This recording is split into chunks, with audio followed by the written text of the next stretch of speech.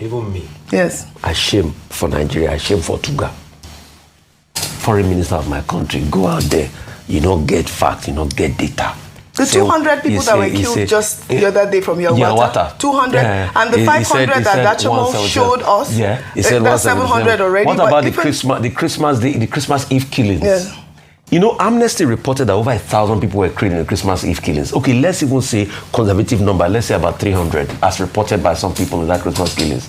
You say 177, but it shows. And next thing, you are trying to put down the woman and saying all sorts. The woman was right. When we're talking about Muslim tickets, didn't people make noise? Didn't the likes of Bl0w say that was why he left the APC there? Has he not gone back the AP to the APC now? It's not going to show a level of balancing.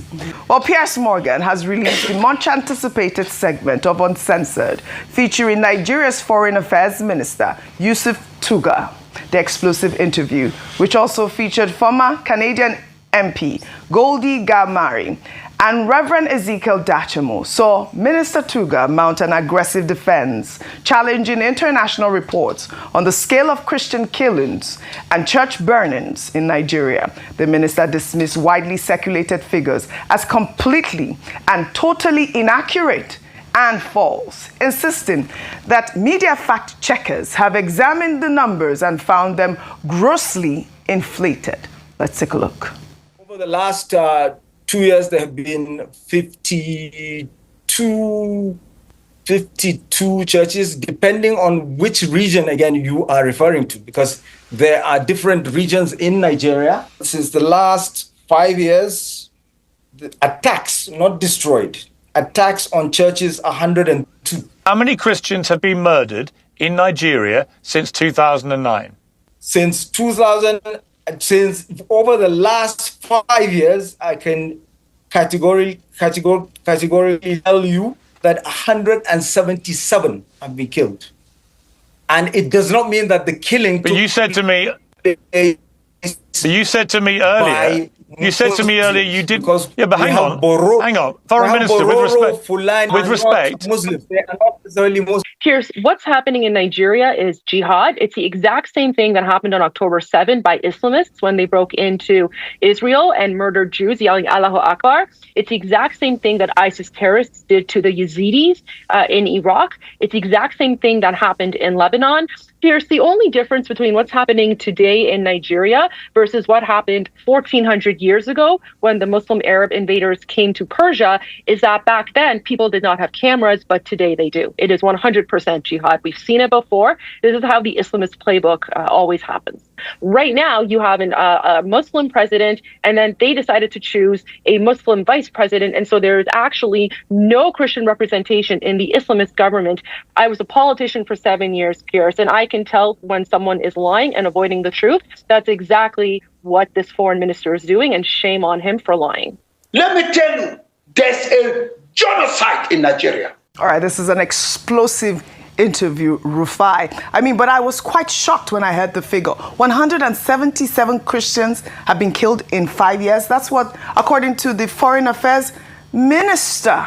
Quite shocking. I dare him. Quite shocking. There are reports. We've seen reports everywhere. I challenge him to bring out that where he got that data from. He didn't cite the source. It's not true. Well, all right. That data is not true. It's porkies. For you to speak. Meanwhile, global superstar Nicki Minaj gave an address at the United Nations headquarters supporting President Donald Trump's claims that Christians are being persecuted in Nigeria. In her speech, Minaj blatantly stated that Christians in Nigeria are being targeted and families have been torn apart. She also called for urgent action while stressing that this issue is not about taking sides or dividing people, but about uniting humanity. Let's take a look.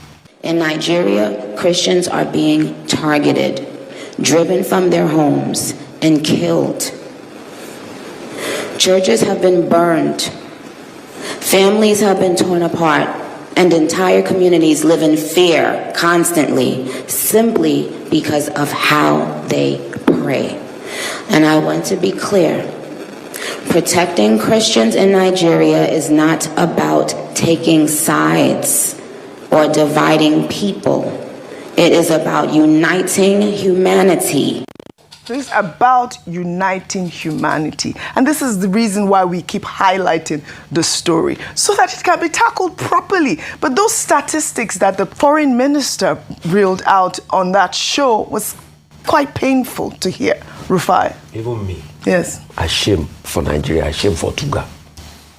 Foreign minister of my country, go out there, you don't get facts, you don't get data. The 200 people that were killed just the other day from Yawata, 200, and the 500 that Dachamo showed us, he said that's 700 already. What about the Christmas Eve killings? Yes. You know, Amnesty reported that over 1,000 people were killed in the Christmas Eve killings. Okay, let's even say conservative number, let's say about 300, as reported by some people in that Christmas killings. You say 177, but it shows. And next thing, you are trying to put down the woman and saying all sorts. The woman was right. When we're talking about Muslim tickets, didn't people make noise? Didn't the likes of Bl0w say that was why he left the APC there? Has he not gone back to the APC now? It's not going to show a level of balancing. And Tigger kept on talking about Sudan. The reason for the problem of Sudan, apart from the artisan problem in the south, when the north and the south was fighting because of minerals and other things that John Garang helped liberate, is that there are two independent warlords. In South Sudan, you have Riek Machar and Salva Kiir fighting. In the northern part of Sudan, after the exits of Umar al-Bashir from the scene, you have Ahmeti and al-Burnham, two top military generals fighting each other for the power of the country. So it's got nothing, to do, and you're trying to relate it to, don't turn Nigeria into Sudan. You see, all of this narrative, please, I'm just saying get your facts right. That's all I'm saying. Right. Get your facts right. And for, real quickly, the police officers that they used for all of the back and forths, let me just remind them in the words of another police officer when Wike and Yerima had an altercation. One police officer called the military man in the corner and said, please, don't die in their war. These men they are big men. No. That's Dele Faroti. I just want to advise the police, don't die in their war. They are big men. They will settle themselves. But it's very sad. Look at the killings that have been happening in this country. I challenge the minister's rhetoric and his numbers. Yes. This is very... So you couldn't Tigger call National Bureau of Statistics and get data. This is, he appeared to have been reading from at least they should bring it out. A piece of paper. Is that not why we are funding them? We have a data problem. We have a data problem. But we are the media. They can send it to us. We would like to see those figures, because what we have is nothing compared to what the minister reeled out. I mean, this is tragedy that is really happening. And it took him a while before he was able to acknowledge and say the data. At first, he first said, no, we don't know. You can't really distinguish if it's Christian or Muslim. They don't check the religion of the dead. What do you mean? What kind of talk is that? We're not saying Muslims are not being killed. Yes, of genocidal proportion. But you can't deny the fact that there's a Christian genocide. Let's call it spade. Can't met yesterday and talked about it again. All right, Christians are being killed. Christians are being killed. Christians are being massacred. This is the conversation. In another tragic development, bandits stormed a branch of Christ Apostolic Church in the Eruku community of Kwara State on Tuesday evening, killing 3 worshippers and abducting the pastor, along with several congregants during a live-streamed service. The horrifying attack, which occurred around 6 p.m., was captured on video showing the congregation scampering for safety as sporadic gunshots rang out around the church premises. Let's take a look.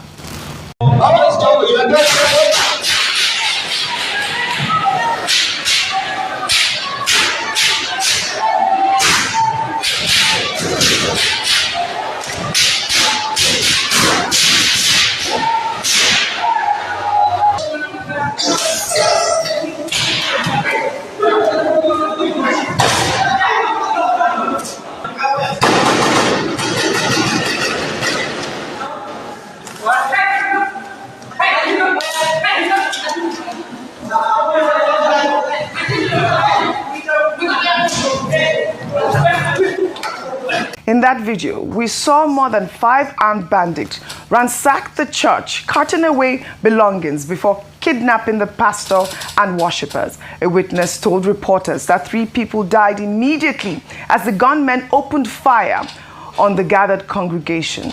Community leaders revealed that Eruku has been under banditry attacks for 3 weeks, with distress calls to authorities yielding to no results. The Kwara State Police Command has confirmed injuries to 3 persons, including a vigilante, but the full number of those abducted remains unclear. This comes barely 48 hours after bandits raided the Government Girls Comprehensive Secondary School in Kebbi State, abducting 25 schoolgirls. 2 of them have escaped, while we have also learned of a Catholic priest who was abducted in Kaduna State. Dr. Abati, I'm sure you saw that video. It was quite terrifying to watch. When I saw it, I thought it was an old video. I did not even realize that it happened just yesterday, amid this conversation and the crisis that we have in our hands. Well, this is a sad reconfirmation of the fact that there is insecurity in Nigeria and that the Nigerian state has continued to fail in dealing with the problem, whether they use the phrase kinetic or non-kinetic. The fact that at this time there have been increased attacks on Christian establishments and Christian figures would seem to be also a reinforcement of the argument by persons who insist that there is Christian persecution in Nigeria. Whether this is orchestrated or not will be a matter for the intelligence authorities to find out.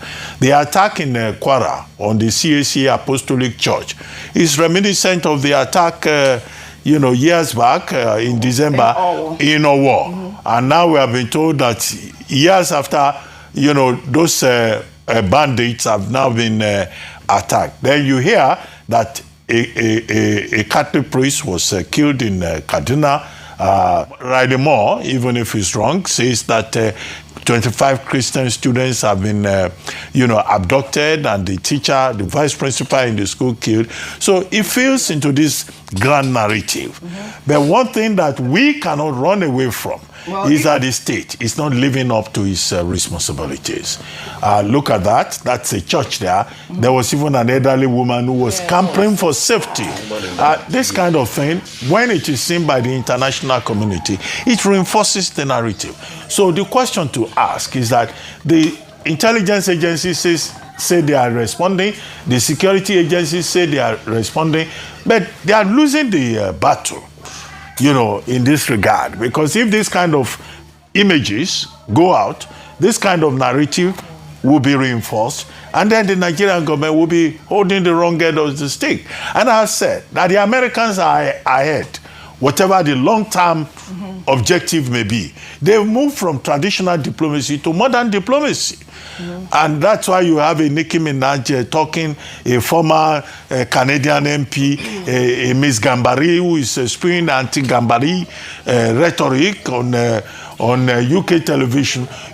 That's how the game is played. Right. So that was why I was saying, where are our other non-governmental actors or, non-state actors, civil society groups who can help the Nigerian government at the level of diplomacy?